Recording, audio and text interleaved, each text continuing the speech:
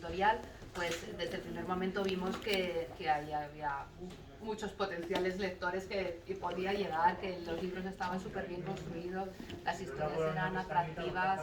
Bueno, nos pareció que tenía muchísimas cosas buenas para gustar, y además que encajaba perfectamente en nuestra colección Siruela Politéca, que sabéis que intentamos que siempre tenga un poquito de un sello de calidad, ¿no? O sea, no publicar cualquier cosa, sino que sea variada, pero siempre con ese sello de calidad que el lector busca en nuestra colección, ¿no?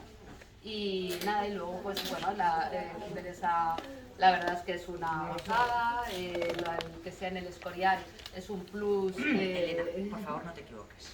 Bueno, no, eso iba a decir yo, ¿eh? No es el Escorial. Elena, no esta que has metido con una pata. San Lorenzo. Perdón. Aquí, eso te perdona que no digas el real sitio, ¿eh? O sea, bueno, no sé yo si perdonárselo, ¿eh? Bueno, a ver, intentaré no volver a caer. En el real sitio de San Lorenzo del Escorial, ya mejor, ¿no? Muy bien. Bueno, pues es un atractivo, la verdad es que un entorno que todos conocemos por el monasterio, pero que, bueno, ya sabéis que tiene muchos pluses, porque el entorno pequeño, el rural, da mucho juego para los personajes, para esos juegos de si no has visto, no has visto, del entorno, del te digo, no te digo y tal. Y bueno, luego las dicotomías también que se dan en la obra de Teresa, pues son súper interesantes. Esos dos puntos de vista que aplica a todo, porque todos sus casos tienen dos formas de verlo, porque nada es o blanco o negro, ¿no? Todo depende del momento, de la persona, de cómo se mire, tal.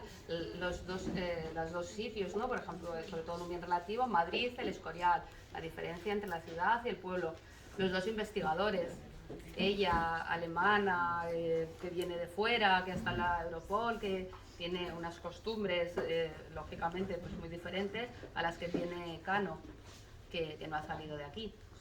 Hombre, mujer, bueno, no sé, la verdad es que ese juego pues también, que hace reflexionar, es muy atractivo para el lector, ¿no? Ya diréis vosotras qué os parece, pero todo eso son pluses que te hace que pues empiezas y dices que no puedo dejarlo, o sea, por favor, que me da igual la hora que sea, que quiero seguir. Y bueno, estamos muy contentos, están funcionando fenomenal.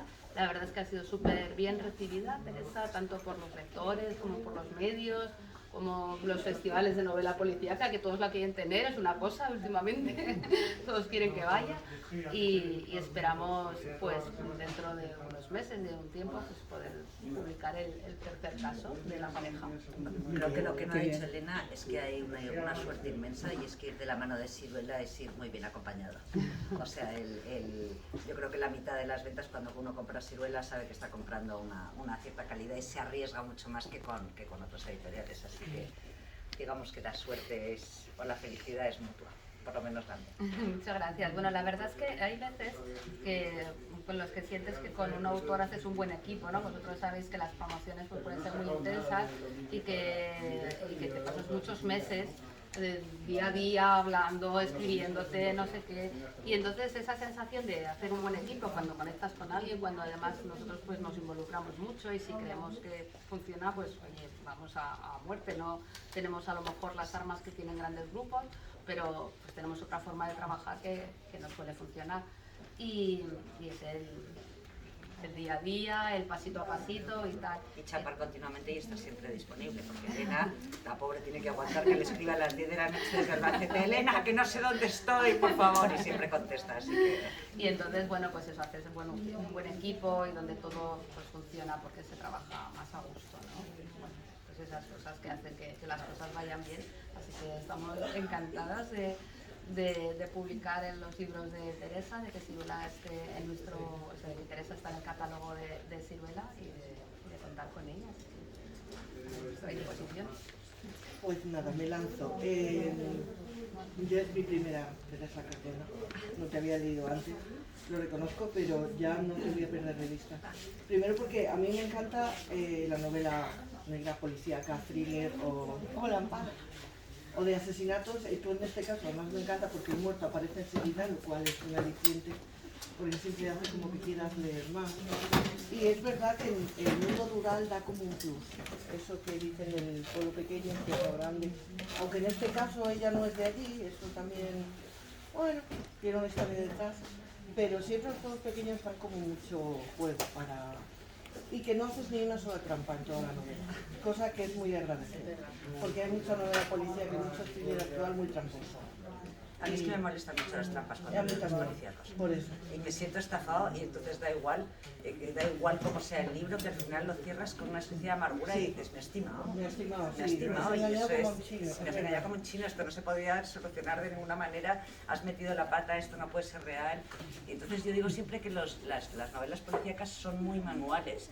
Tienes que tener mucho cuidado, sobre todo porque el lector policíaco es, en el mejor sentido de la palabra, muy picajoso y muy listo y está muy atento a todo lo que le vas metiendo, y entonces si metes la pata en algún sitio es eso que dices de me han timado, y por eso es bueno, pues sí, yo intento siempre calcular. Y no solo eso, creo que el perfil psicológico de tus personajes, además, cómo a lo largo de la novela van adaptándose a lo que se van encontrando, y cómo van cambiando también entre ellos, la relación, toda su manera de pensar, incluso cómo van juntando las piezas, pero también planteándose muchas cosas acerca de estamos haciendo bien o el mal, esto está bien, esto está mal. Esa dicotomía creo que es muy muy interesante, pero la historia cuando tú la creas o cuando a ti te vino la primera idea a la cabeza, ¿la tenías pensada así o viste una monja que aparecía muerta en un camino y a partir de ahí...? Yo tenía el primero, es que lo de matar a una monja me pareció muy interesante, porque la verdad es que la monja no es una víctima común, o sea, yo seguro que existe algún libro o algo que mate a una monja, pero yo no lo conocía, y la monja como víctima ya era otra cosa, porque conocemos las películas de la monja asesina, o sea, eso sí, pero lo de la monja como víctima me tentó, y entonces me planteé lo mismo que se plantea Karen, qué puede, o sea, no quién puede haber matado a una monja, sino qué puede haber hecho una monja para que la maten.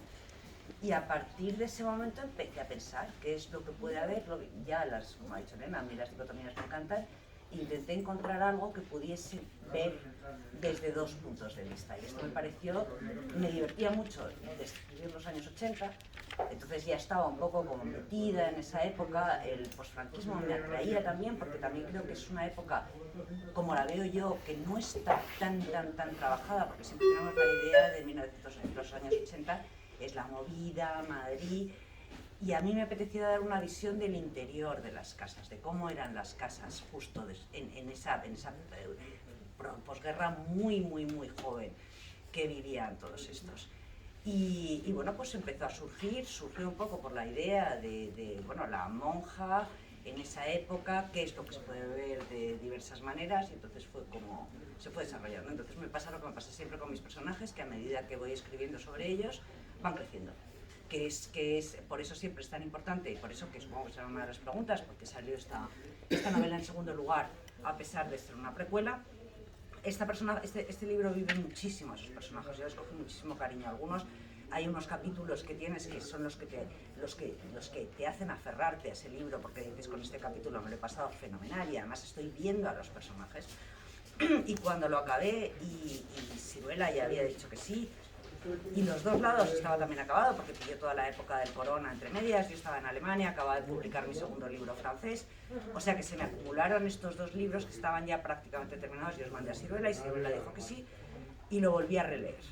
Y cuando lo releí pensé, como había escrito Los dos lados después, que conocía mucho mejor a Karen y a Cano y que les podía dar mucho más cuerpo que no les había dado en ese momento, porque eran bebés. O sea, yo cuando escribí un bien relativo, estos Karen, Cano eran bebés, y las figuras de los años 80 tenían su perfil, pero podían tenerlo un poco más. Y entonces le pedí a Siruela a ver si era posible hacer una especie de trueque y sacar la precuela en segundo lugar, y Siruela lo aceptó. Entonces así fue como este salió en segundo lugar. Empezamos por ahí y vamos preguntando todas, si quieres. Sí, como quieras. Pues venga. ¿Yo? Bueno, pues a mí me ha gustado mucho la novela. Sí que es cierto que, como no vamos a hacer spoiler, pero ¿Lo habéis leído todas? Sí. Pues entonces no puede hacer no, spoiler. no, porque se graba y se porque se graba y luego... Claro. Vale. Entonces, pues bueno, que se Puedes lo... darle al, pues si no, darle a la pausa. Que se lo encuentren como nos hemos encontrado todos. Pero, ¿cómo has hecho sufrir tanto a esa Conchita? Hombre, yo creo que no le he hecho sufrir más de lo que era la realidad en esa época. Sí, o sea, bueno, quiero decir... O sea, es que yo lo que quería era enseñar lo que era la realidad de esa época. Y la realidad de esa época, que sigue siendo ahora también en cierto modo, pero yo creo que las diferencias entre Carabanchel en 1980 y el barrio de Salamanca eran bestiales. Y entonces es que Conchita tenía que sufrir, porque es que yo intento que sea un espejo más o menos real. Si yo a Conchita no la hago sufrir, me vendría ella y diría, me ha estimado, porque es que la verdad es que todo esto no es real, no es real, y es que efectivamente, bueno, vive en una familia de 5 hijos, o sea, si nos lo imaginamos hoy en día, el marido borracho que se gasta todo el dinero en las tragaperras, tiene una madre que trabaja por horas en casa, porque no trabaja fija, porque también existían las chicas que trabajaban fijas en esa época, pero ella no trabaja fija, trabaja por horas, quiere decir que tiene los peores trabajos, los trasteros, tiene las escaleras, tiene todo esto. En el momento en que esta mujer deja de ingresar, se quedan a cero. Y si se quedan a cero, ¿qué? Pues lo que hay, tira de lo que hay, que es la mayor. Que es la mayor y que es lo único que puede hacer. No tiene madre. Sí, claro. Es terrorífico, pero es que yo creo que era así. Y si lo hubiese cambiado, hubiese falseado la realidad, no me hubiese parecido correcto, pero efectivamente sufro una barbaridad. Yo no sé si el final de Conchita es tan tremendo. Yo creo que con lo que le tocó vivir, tampoco está tan mal, podía ser peor, podía haber acabado, pero al fin y al cabo, yo creo que hay una escena del final que están todos sentados en la mesa. Conchita, a pesar de no haber podido realizar todos sus sueños, pero también había mucha gente en esa época que no los podía realizar, o sea que es que si yo hubiese formado entonces al final de ese libro, hubiese hecho que se reúnan todos en la casa de campo y que se quieran todos y que Conchita hubiese sacado una carrera de ingeniería, pues es que no, yo creo que no hubiese sido real. Yo creo que él concuerda con lo que era la época. No, además lo ha reflejado muy bien, ¿eh? Enhorabuena. Muchas gracias. ¿Sigues? ¿Sigo yo? Sí. Pues enhorabuena, porque yo me lo terminé en Estudiantis anoche y además trabajo en ese barrio Salamanca, muy cerquita de vosotros, en General Arando. Total, que yo cuando paso por Fortunio, como paso por esas calles, mientras estaba leyendo la novela, digo, me estaba acordando de todas estas... Pobre que sí. de Inmaculada. Entonces, a mí me ha gustado mucho la trama de los 80. Sin embargo, se me ha diluido un poco la trama policial. Porque a mí me ha faltado Karen, saber más de Karen, de su pasado, de por qué llega, de por qué se va, por qué vuelve, o sea, eso lo encontramos en la anterior novela. Sí, hay más, o sea, hay más explicaciones. Ella llega... sabemos que está separada, no, está separada. Que tiene una relación. Yo creo de todas maneras que en una novela policíaca lo principal es el muerto y la investigación. Entonces es cierto que hay que darles unas pinceladas a los comisarios, pero también vamos a decir que a lo mejor es un truco de autor. Si de repente desvelas absolutamente todo en un libro, ¿qué haces en el siguiente? O sea, Porque la necesidad de leerte ahora los dos lados. Claro, pero mira que bien lo he hecho. Yo creo que sí, desde luego en los dos lados vas a saber muchísimo más del amante, vas a saber muchísimo más de su pasado. O sea, sí, se va desarrollando más. Lo que pasa es que, bueno, yo la tenía que integrar. Lo primero es el Arroyo del Escorial, que ya es un cambio. O sea, llega desde La Haya, llega a Madrid, tiene que subir todos sus días a Escorial.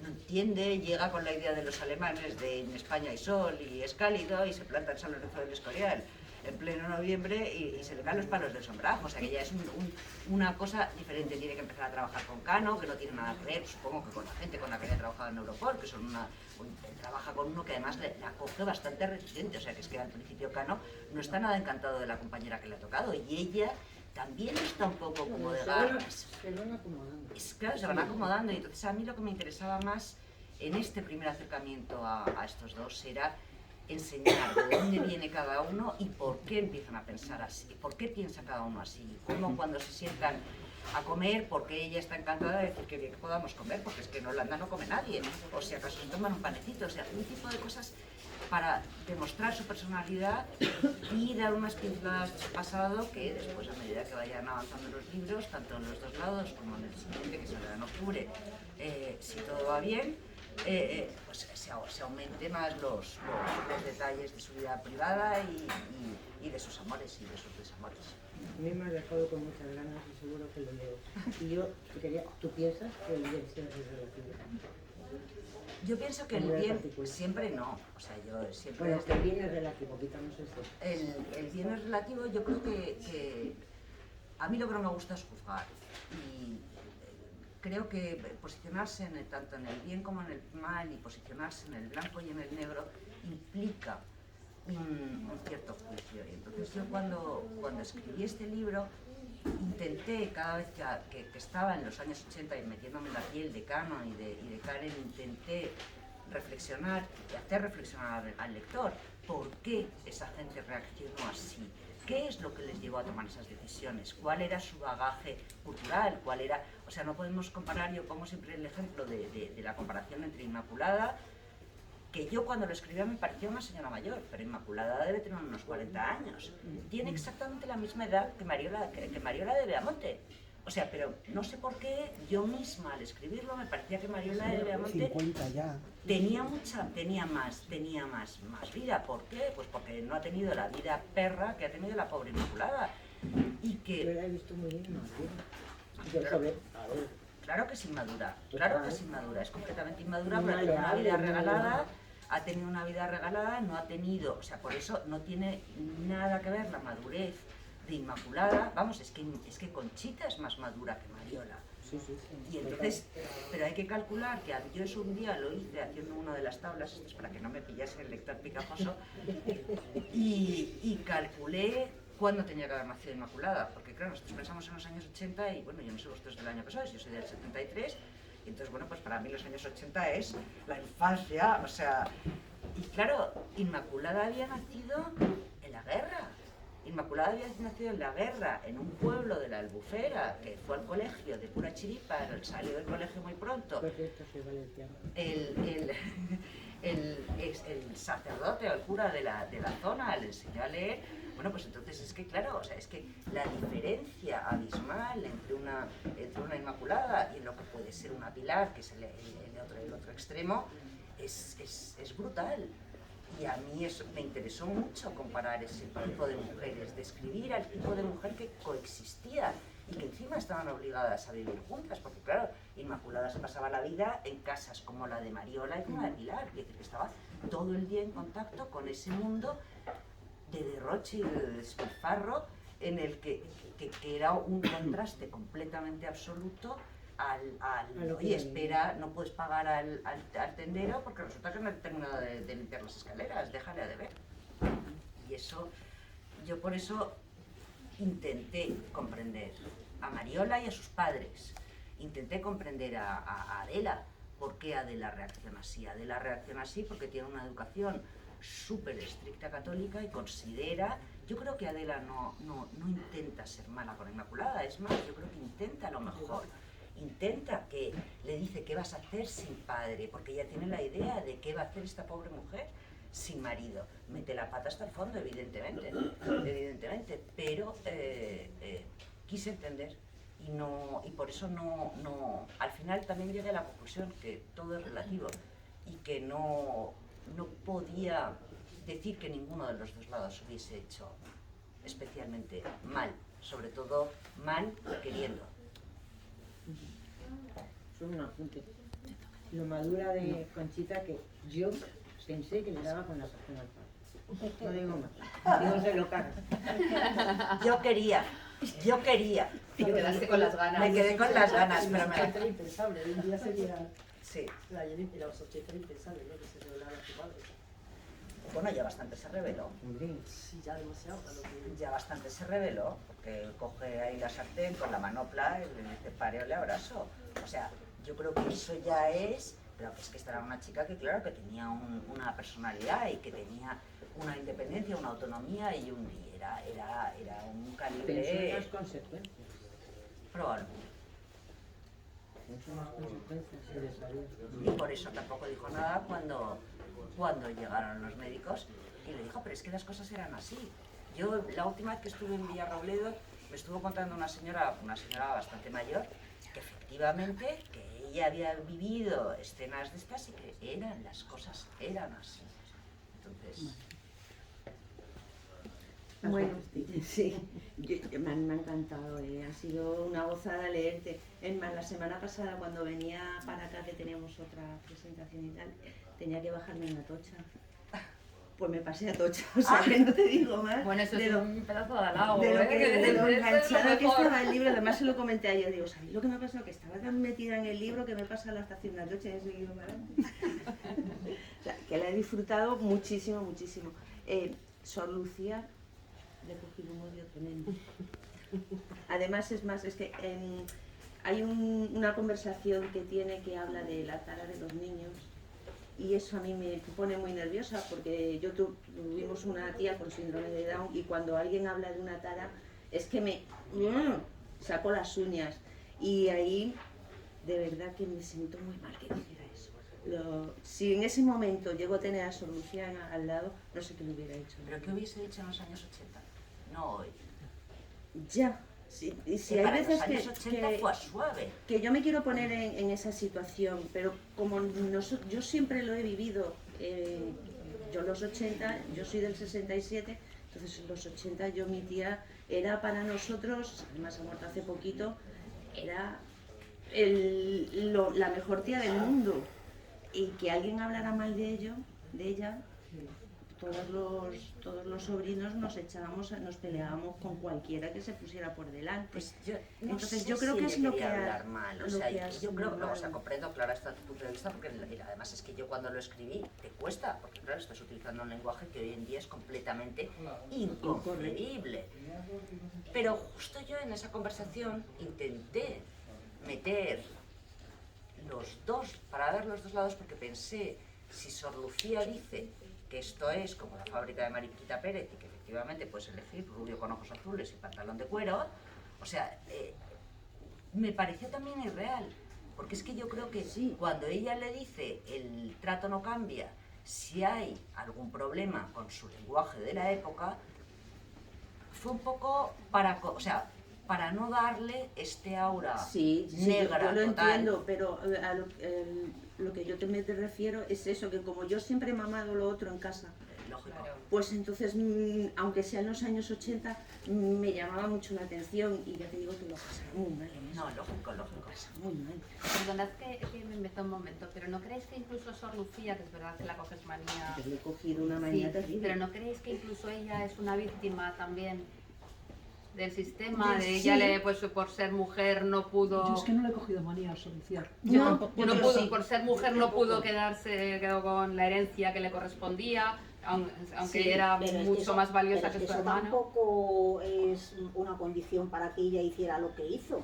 No es condición, pero en cierto modo también es una víctima del sistema, ¿no? Yo creo que no. Puede ser una víctima, Yo pero... creo que Sor Lucía a día de hoy probablemente no hubiese funcionado así. Sor Lucía hizo lo que pensó en ese momento, o sea, era una persona que era mejor. O sea, yo no creo ni siquiera que ella lo hiciese con maldad, creo que intentó solucionar un problema que se le planteaba ahí, lo solucionó de una manera completamente poco ética, que hoy en día decimos cómo se pudo hacer esto. Pero, Y sin lucrarse. y hombre, Bueno, lo de sin bueno, lucrarse, que no se espera, lucraba, yo- déjalo aparte. O sea, Perdóname, Bueno, a medias, pero lo de hoy sin en lucrar, día digamos sigue- que sigue ella lo que habiendo, quería, esto ella lo que sigue quería eran existiendo las mejoras de la prácticamente. clínica. La Claro. cuestión es, o sea, ¿qué es lo que quieres? Uno quiere un anillo de brillantes y el otro quiere las mejoras de la clínica. Lo que quería solucionar eran las mejoras de la clínica y cobró por eso. O sea, por eso yo creo que sí que al final cuando me preguntan, ¿crees que era una venta? Pues sí, era una venta porque había dinero de por medio. Que fuese pero creo que era una venta que era una adopción ilegal, o sea, con una compensación económica, que en el momento en que la metes efectivamente es una venta, pero creo que Sor Lucía tiene toda la razón, Elena, es una víctima más de la época, es un perfil de mujer que hoy en día no hubiese sido así. Hoy en día Sor Lucía hubiese estudiado una carrera y hubiese tenido una empresa o hubiese ascendido en yo que sé qué, y no hubiese hecho, bueno, a lo mejor hubiese hecho algo también poco ético y hubiese dicho detrás de mí el diluvio y entonces él se hubiese lanzado.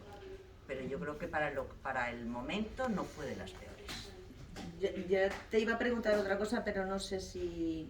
No, más que nada por el Por tiempo. el Más que nada por el tiempo. Entonces, por eso que la llevamos un poquito justito. Vale, bueno, yo soy muy... Perdona, lo primero, gracias por haberte fijado tanto. No, perdona, es San que a mí me Lorenzo. llega, yo lo llevo, mi marido es de San Lorenzo del Escorial. Bien. Vale, Sí, sí, entonces, sí. claro, yo cuando vi esta portada de la lonja, en la que he pasado tantas tardes de verano, porque me hice novia de mi marido muy prontito, y he pasado muchas tardes de verano, ya, sin saber nada más, yo me lo hubiera llevado a casa. Para empezar, porque me parece una portada espectacular. Es de un San Lorentino, vamos, de un Burrieto. Me lo he imaginado, digo, será alguien, digo, yo creo que alguien se habrá prestado a salir. Ah, que te ha hecho la foto un... Fenomenal. Un fotógrafo del Escorial. Muy bien, muy bien. Pues entonces con más razón todavía. Me gustaría saber por qué San Lorenzo del Escorial, teniendo en cuenta que a lo mejor para los que tenemos más relación con el pueblo, sí, pero si tú preguntas a la gente que no es de allí, lo primero que te hablan son de los agustinos, no de monjas, o sea, no es un sitio que destaque precisamente por... Tú dices, San Lorenzo del Escorial, pues si en términos religiosos piensas más en los agustinos que en una orden religiosa femenina. Y me gustaría saber, bueno, además de que porque es verdad que San Lorenzo con esa envoltura que te hace, se presta mucho a esto. Y ya no sé si voy a poder volver a subir a cenar a horizontal, que por cierto no es por nada, pero habéis puesto la horizontal y es el horizontal en la nota de prensa. Es una pijada, pero bueno. El restaurante, la carretera donde ¿En la dices nota de que prensa? sube, Lo voy a mirar. es una pijada, pero es que a mí me llega mucho al alma. El restaurante, el horizontal. El horizontal, claro, es que pone la horizontal en la nota de prensa, que es una estupidez, es una estupidez, pero pues que no sé si podría volver a cenar yo allí mucho porque me voy a imaginar a la otra allí en la... Está en el caminito, no. Ya, yo subo en coche, yo hasta arriba andando soy incapaz. Bueno, me gustaría saber que no quiero... Bueno, pues, ¿Por qué has elegido, teniendo en cuenta que eso, que no es precisamente un sitio conocido sobre todo por órdenes femeninas? Hombre, yo tuve que escoger San Lorenzo del Escorial porque llevaba ya 30 años viviendo fuera de España. Y entonces las novelas policíacas son muy exactas y si yo quería escribir de algún sitio en España tenía que escribir de un sitio que para mí fuese muy conocido. Yo pensaba que vivías allí, que conste. O sea, lo has hecho muy bien porque yo he pensado que vivías en San Bueno, es Lorenzo que del Escorial. conozco muy bien San Lorenzo del Escorial porque ya mis abuelos tenían una casa ahí y mis padres la han mantenido y yo en el momento en que puedo me voy a San Lorenzo del Escorial. O sea, es como mi patria chica. Cuando me fui a Alemania mis padres vendieron absolutamente todo y lo único que quedó fue San Lorenzo del Escorial. Y sobre todo empecé a ir a San Lorenzo cuando nos fuimos a Alemania en invierno. Y mi visión de San Lorenzo cambió completamente, porque yo de pequeña había ido, pues sí, los fines de semana, había ido las vacaciones de verano, y entonces tienes una visión completamente falsa de lo que es ese pueblo, porque ese pueblo en invierno, que es muchísimo más oscuro en cierto modo. A mí es cuando más me gusta. Claro, a mí fíjate. también, Sí, en invierno. pero no tiene nada que ver porque la población es una parte de lo que es en verano, Totalmente. no tiene ningún movimiento, es un pueblo muy silencioso, Muy es un pueblo muy tranquilito. frío, es un pueblo muy... Y me apetecía describir eso.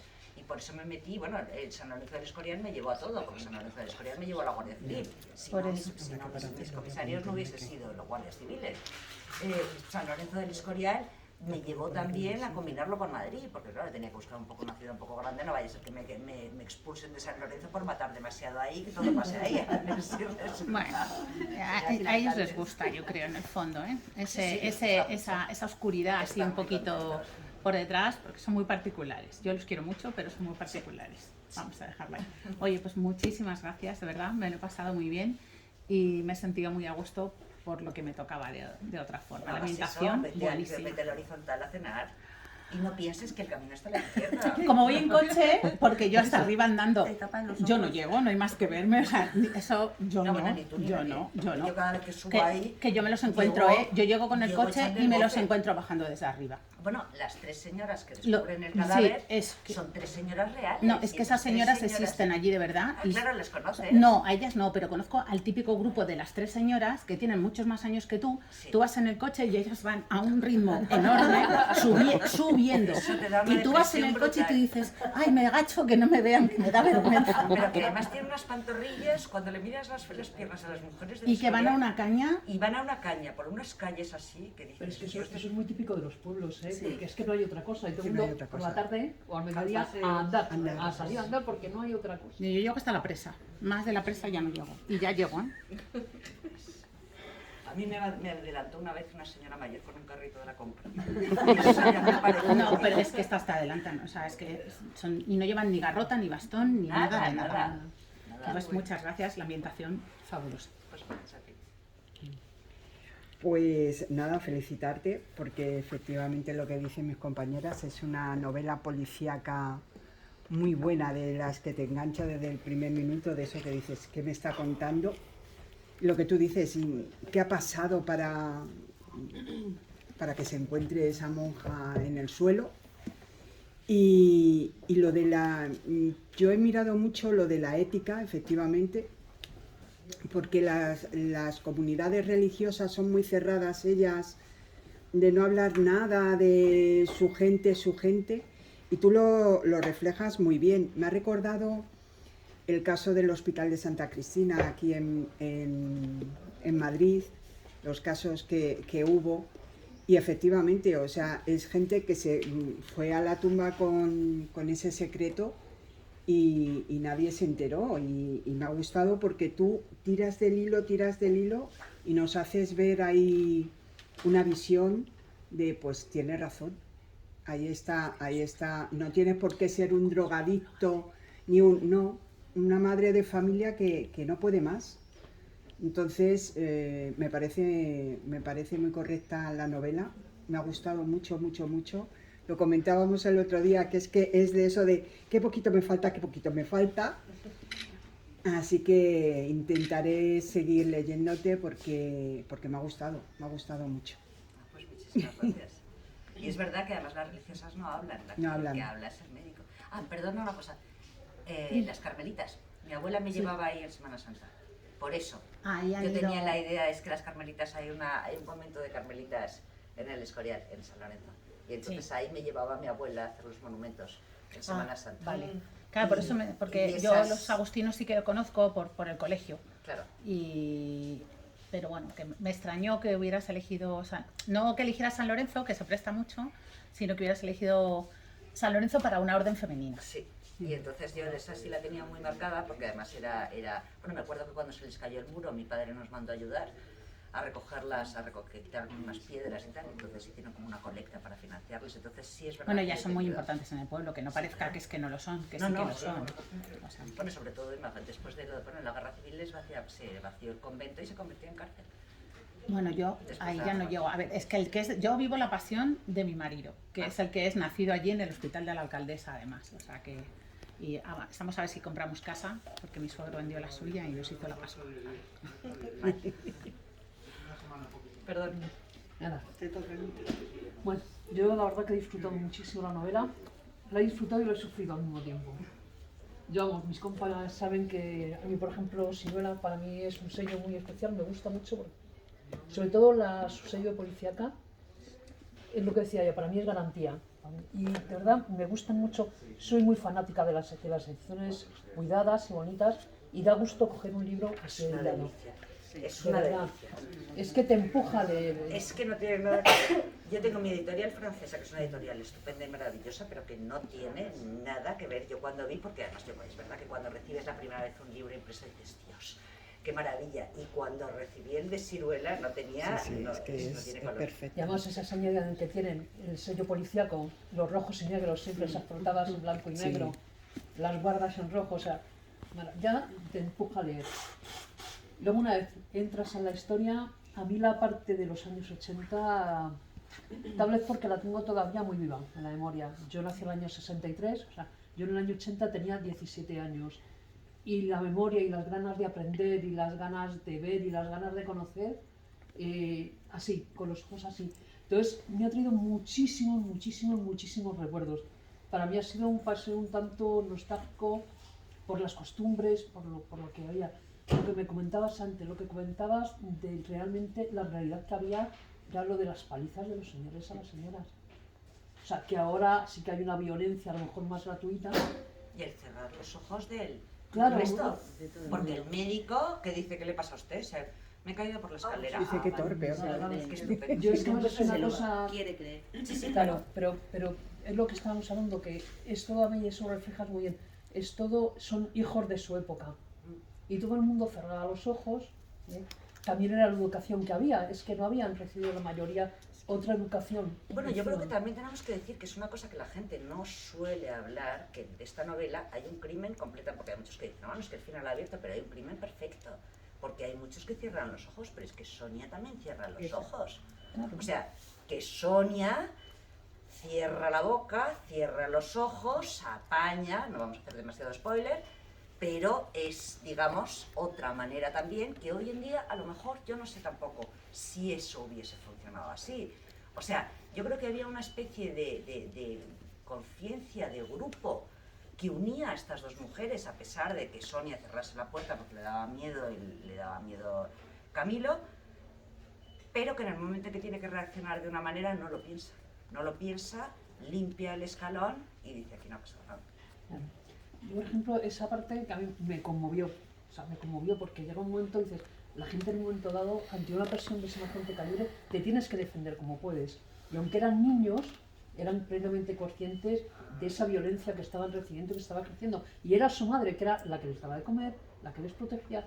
Entonces, esto es como todo, o sea, obligar a un niño a tomar una decisión no puedes, pero cuando el niño ya se sienta atacado, tiene que ponerse en un lado, en una posición. Y es lo que estábamos hablando antes, que este niño, Juan, a sus 11 años, es mucho más adulto de lo que podría haber sido un hijo de Mariola. ¿Por qué? Porque es que llevaba una vida, llevaba una carrera y tenía él, o sea, yo siempre pienso de cómo llevaba a los hermanos de la mano, cómo en el momento en que la hermana falla es él el que se tiene que subir al escabel a hacer el cocido, o sea, es un niño que ya tenía unas responsabilidades que no le correspondían. Sí, y que se llevaba, por ser quien era, en ese escalafón de hijos que había, el que se llevaba las palizas junto con su hermana. Sí. O sea, una se llevaba la responsabilidad y él se llevaba las palizas.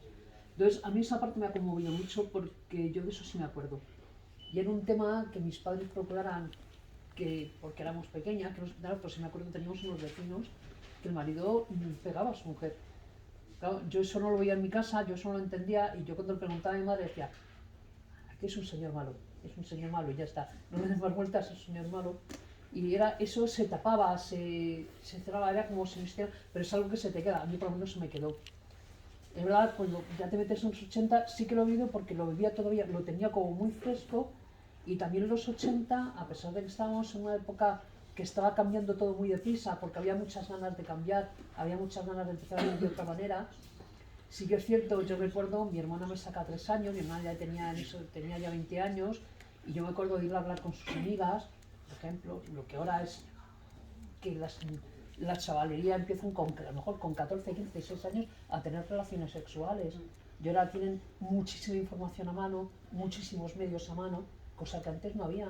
Y yo me acuerdo de mi hermana ir a hablar con sus amigas, que la que tenía pareja y tenía relaciones, le quitaba a su madre el anillo de casada para ir a la farmacia a comprar conceptivos, porque si no, no se los vendían. O sea, detalles como esos es lo que te llevan a que exista una solución, a que existan esos sitios, porque como bien dices, ¿cuál era la alternativa? O sea, para Inmaculada, ¿cuál era la alternativa? Es que yo creo que Inmaculada no tenía alternativa. No tenía, o sea, porque es que ella tenía la alternativa. Podía decir, si se hubiese quedado con el niño, ya el problema ni siquiera, yo creo que me gusta mucho la figura de Mar, porque Mar es un poco la realista, que no es una persona mala y que además la quiere ayudar y que dice, es que dentro de lo malo ni siquiera es lo peor, porque claro, ¿qué hace? Tiene el niño y entonces ¿qué? ¿Entonces qué? Y entonces hombre, podía haber abortado, lo que pasa es que también pongámonos en la piel de Inmaculada. Y es en que esa época, no había... Es que Inmaculada lo del aborto era completamente inconcebible. O sea, ya el hecho de que solo fuese a ese sitio ya me pareció llevar las cosas al límite de lo creíble. Y y se fue ahí porque no sabía a dónde iba. O sea que después cuando estuvo ahí, que yo no sé cómo hubiese reaccionado después, pero que esto fue para ella por lo menos, sin la paliza al marido. Si nos imaginamos que el marido no le da la paliza esa noche fatídica, pues ¿sabes qué hubiera pasado? Hubiese salido adelante. Quiere decir que yo creo que la culpa fundamental no es de Sor Lucía, la culpa fundamental es del cabrón del marido. Sí. O sea, es... Yo os decía que a mí Sor Lucía, vamos a ver, es lo que ella decía, es una hija de su época también, es una hija de la educación que habían tenido y es una manera, tú lo dices muy bien, además se lo hizo muy bien Karen a Cano, dice, no juzgues ahora, o sea, no tienes derecho a juzgar, siempre tienes que poner en los zapatos de los demás para saber tú qué harías ante esa situación. Pues dices, bueno, Sor Lucía es que se ha lucrado, yo no sé exactamente, no se lucró directamente, se lucraba para su orden, pero es que ahora si lo piensas, dices, poniéndote en una situación totalmente hoy en día, ¿y qué hace, por ejemplo, una madre de alquiler? Hay gente que dice, ¿qué me dices? Eso no es lucrarse, eso es hacer un favor. Pues cada uno lo ve de una manera en función de las necesidades que tenga y de la situación en que se encuentra en ese momento. Entonces es lo que me ha gustado muchísimo de la novela, esas opciones que das para que te pongas en un lado o en el otro. Y vas cambiando de piel, según te vas haciendo tus filias y tus fobias con los personajes, vas cambiando la piel y me ha encantado. Y por cierto, ¿cómo se ponen de comer Karen y Cano? Por amor de Dios. Tenemos que hacer una ruta gastronómica. Como sigan comiendo, lo vamos a tener que saltar. Estamos hablando de Era verdad. Eso me lo han dicho una barbaridad, que como sigan con estas costumbres alimentarias que les va a subir el colesterol y que fatal. Me niego rotundamente a pensar eso, porque viven en San Lorenzo del Escorial. Es que claro.